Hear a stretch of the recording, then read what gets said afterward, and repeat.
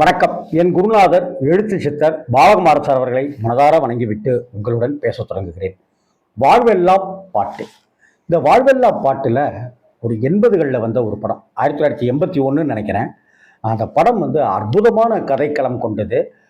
மீனவ வாழ்க்கை, அதை ஒட்டிய ஒரு கிராமம், சிவகுமார், ராதா, ரவிசங்கர், அந்த ரவிக்குமார் அவர்கள்லாம் நடிப்பில் வந்த அந்த படம் ஒரு தாக்கத்தை ஏற்படுத்துச்சு. ஆனால் அந்த படம் பெரிய அளவில் ஓடலை. பரணி அவர் தான் இயக்கத்தில் வந்த அந்த படம், பரணி டைரக்ஷனில் வந்தது. இந்த படத்தில் இருக்கிற எல்லா பாடல்களையும் அப்படி கொடுத்துருப்பார் இசைஞானி இளையராஜா அவர்கள். இந்த படத்தில் ராதாவுடைய நடிப்பு இருக்குல்ல, 80களில் யாரெல்லாம் டீன் பருவத்தில் இருந்தாங்களோ அவங்கெல்லாம் ஒன்று அம்பியாவை லவ் பண்ணிட்டு இருந்திருப்பாங்க, இல்லாட்டினா ராதா ஐ லவ் யூ அப்படின்னு சொல்லிட்டு இருந்திருக்கிறவங்களா இருப்பாங்க. நான் 2 பேருமே லவ் பண்ணிட்டு இருக்கேன் அப்படின்னு தான் சொல்லணும். அந்த வாழ்வெல்லாம் பாட்டில் இந்த பாட்டை கூகுளில் நம்ம தேடணும் அப்படின்னு சொன்னாக்க சில இடத்துல வைரமுத்து எழுதுனதா வருது, சில இடங்களில் கங்கைமரன் சார் எழுதுனதா வருது. கங்கைமரன் சார் தான் இந்த பாட்டை எழுதியிருக்காருன்னு எனக்கு நல்லா ஞாபகம் இருந்தது. சார்கிட்ட கங்கைமரன் சார்கிட்ட கேட்டேன். அவரே இந்த பாட்டையும் சொல்லி அதுக்கு ஏன் அப்படியான முதல் வரியை எழுதுனேங்கிற காரணத்தையும் சொல்லியிருக்கிறாரு. அதை கேட்டுட்டு வீடியோக்குள்ள இருப்போம். இந்த பாடல் உருவாகிறதுக்கு முதல்ல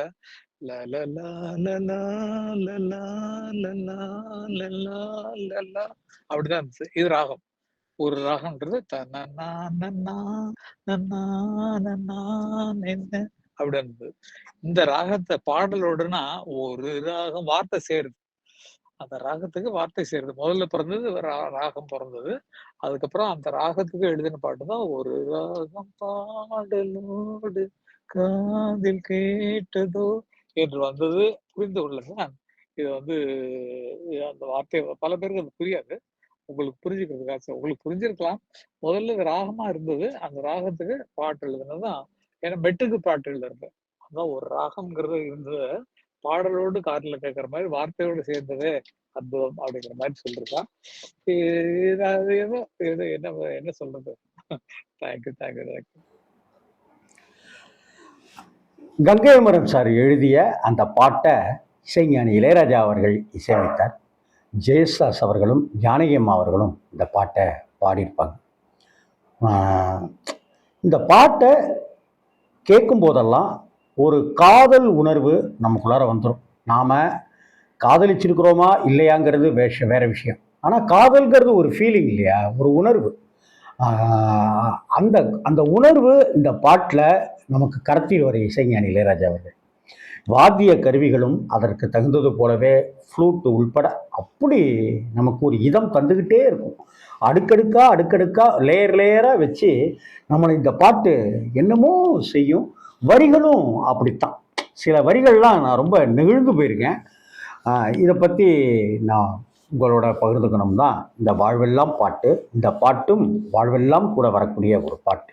ஆனந்தராகம் படத்தில் இந்த பாட்டு.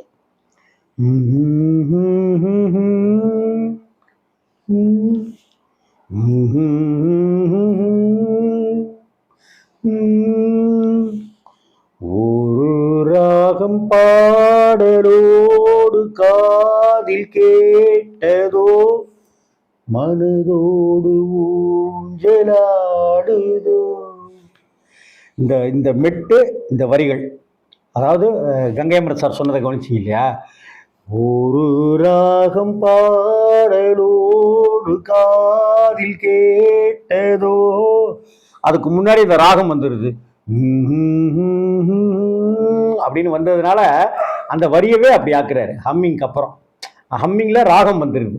உடனே ஒரு ராகம் பாடலோடு காதில் கேட்டதோ மனதோடு ஊஞ்சலாடுதோ.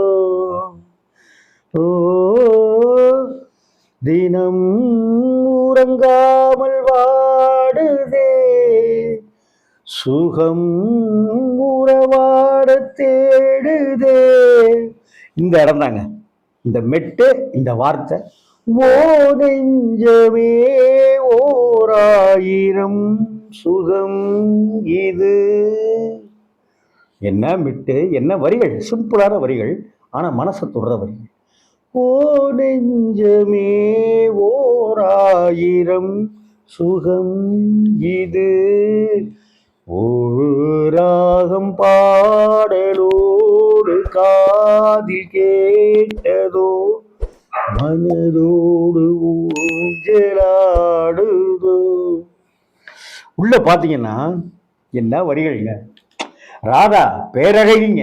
ஐயோயோ, பிரமாதம் பண்ணியிருப்பாங்க நடிப்பு. சிவகுமார் சார் தான். மாலை நேர காற்றில் மகிழ்ந்தாடும் தென்னங்கீற்றே. செத்தோம் நம்மலாம். அந்த மாலை நேர காற்றுன்னு சொல்லும் போதே நம்ம மதியானம் 1 மணிக்கு இந்த பாட்டை கேட்டாலும் கூட அந்த மாலை நேர காற்றினுடைய அந்த குளுமையை நம்மளால உணர முடியும். தென்னங்கீற்ற நம்ம இப்ப பார்க்காட்டினாலும் கூட அதை நம்மளால கண்ணால பார்த்துக்க முடியும். அப்படி ஒரு உணர்வை அப்படி இந்த பாட்டு, இந்த வரிகள், இந்த இசை கொண்டு வந்துடும். ஜானகி அம்மாவுடைய வாய்ஸ். மாலை நேர காற்றில் மகிழ்ந்தாடும் தென்னங்கீற்றே மாலை சூடினாலும் என்னை ஆளும் தெய்வம் நீயே. உன்னே ஏசு காதல் தேவி எங்கே தேடும் நெஞ்சம் அங்கே. இந்த வரிகளும் அப்படிதாங்க. தேடி போகும் தேவதை நேரில் வந்த நேரமே. ஐயோ, என்ன வரிகள்ங்க கங்கை மரன் சார். சிம்பிளான வரி. தேரில் போகும் தேவதை நேரில் வந்த நேரமே என் உள்ளம் இன்று வானில் போகுதே ஒரு ராகம் பாடலோடு காதில் கேக்குதோ மனதோடு ஊஞ்சலாடு. இதை விட ஒரு காதல் காவியம், ஒரு இசை காவியம் படைச்சிட முடியுமா சொல்லுங்க? ஐயோ, அடுத்தாப்புல பாருங்க, இந்த காதல் வந்து நிறைவேறாதுங்க. சிவகுமாரும் ராதாவும் இப்படி உருக உருக காதலிச்சு பாடுறாங்கல்ல, இந்த காதல் நிறைவேறாம பிரிஞ்சிடுவாங்க. இதெல்லாம் முன்னாடியே இதுக்குள்ளார இன்செர்ட் பண்ணியிருக்காரு கங்கை மரன் சார் தன்னுடைய வரிகள்ல. இதுவும் நம்மளை கலங்கடிச்சிடும். ஏதோ 100 ஜென்மம் ஒன்று சேர்ந்து வந்த சொந்தம் வாழும் காலம் யாவும் துணையாக வேண்டும் என்றும். நடக்கல இல்லையா?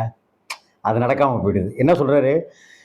ஏதோ 100 ஜென்மம் ஒன்று சேர்ந்து வந்த சொந்தம். 100 ஜென்மமா தொடர்ந்து இருக்குதான், அதான் இப்ப வந்திருக்குதான்.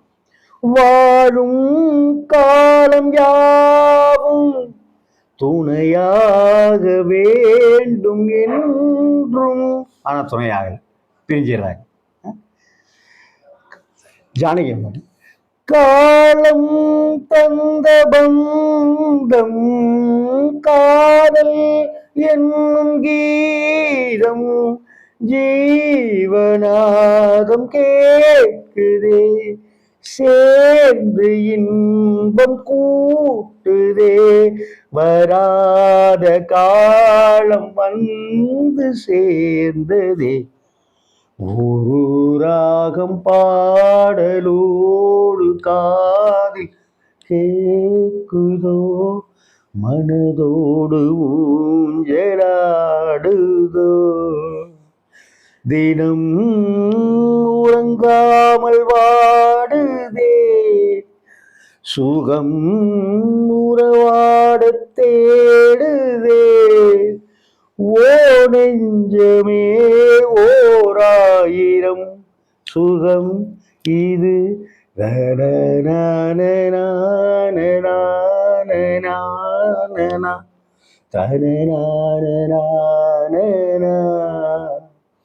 ஆனந்த ராகம் அப்படிங்கிற படத்துல இசைஞானி இளையராஜாவுடைய அந்த மாயாஜாலம், அந்த இசை ஃப்ளூட் நம்மளை என்னமோ பண்ணும்.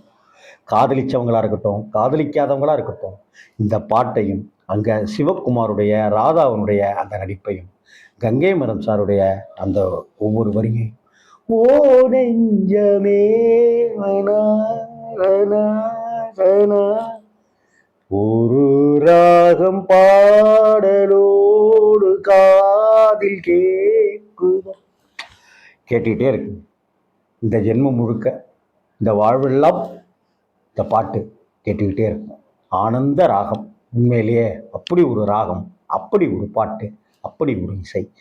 கங்கை மரன் சார் வாழ்க, ஜெயசா சார் வாழ்க, ஜானகி அம்மா வாழ்க, இசைஞானி இளையராஜா. நமஸ்காரம், வணக்கம்.